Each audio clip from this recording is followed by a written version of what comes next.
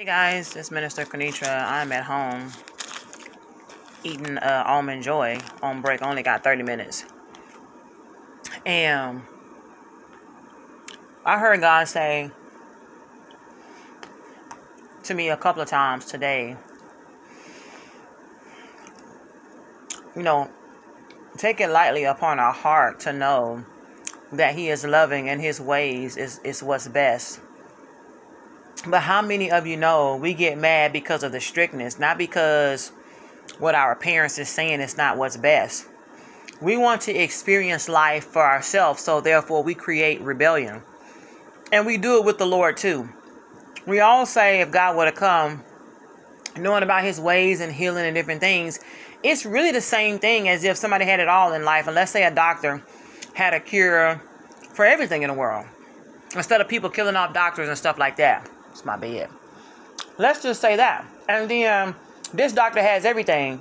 The first person that's going to come up and be like, I'm going to kill this person, put a gun to his head if he don't give me the healing for this, for that. If somebody was tangible, if Jesus was on the earth, how many people would tie Jesus up, beat him up, do whatever? So God sits high and look low. And God said He wants us to walk after the Spirit for so many reasons. The devil looks for things in the flesh to attack us, and he observes mankind. He observes man and watches the things that we do and observe what we like so that he can pinpoint us in attacks and get us trapped with the man, money, whatever we desire, drugs, drinking, pornography, whatever it is. He studies us. And God says His ways is good, pure, clean, and lovely, and a light burden. Take my yoke upon you, for it is easy. Because when we get lost in the Spirit, we no longer become, even if it's over time, everything is not overnight. God understands that. But understand, God has wanted me to say this today. Through time, you don't get upset, emotional. If somebody says something to you, you're not going to want to fight. You're not going to get depressed, because God is going to give you full understanding, perfect love, cast out all fear. And the fear of the Lord is the beginning of wisdom. So if you begin to feel what God is saying, and He begins to show you visions and dreams, but you ain't never sinned in that area, and He starts showing you your future, which is what God did with me. I didn't even step into certain sins. I just had to look at certain sins to be terrified. I just looked at the dreams of hell, and when God put me in there, to be terrified enough not to go there. We should not experience everything in our life.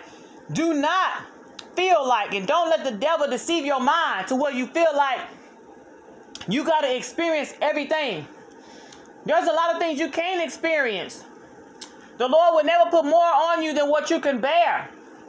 Why are you putting unbearable things upon yourself when He tells you, no, like to a toddler, and you go over that gate, and you cross over that threshold, and you go over that line? It is therefore you at that point who makes that decision to go to a place where something's unbearable. Not literal hell, but in your mind, in your heart, in your marriage, with drugs, whatever you put on your life that you cause to be unbearable, after God tells you don't break the limit, and He says stop, and you become rebellious, and then you turn around and point the finger at God.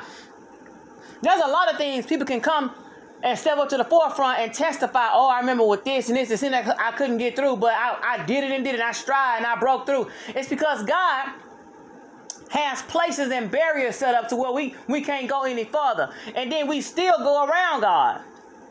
And if we can't get to that person, we try somebody else. And if we can't get to that drug, we try another one. And if we can't get on that job, we do something similar to be just as sinful and rebellious and carry out our sin somehow, some way. That's how God knows who the ones is His and whose is not, because He chastises whom He loves. He chastises whom He loves.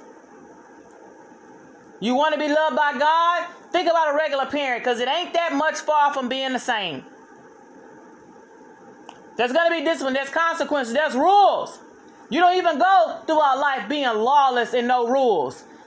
There will be people breaking in your house, killing. There's so many people who have thoughts of just killing somebody, thoughts of just raping somebody, looking at every butt, round, nice butt there is, looking at every pretty face there is, and want to pee on somebody, masturbate on somebody, rape somebody, molest a child, whatever. So many people with so many different sins. Some people believe in taking people and caging and locking them up and throwing them in a box and throwing them in the water. Some people got so many sick things.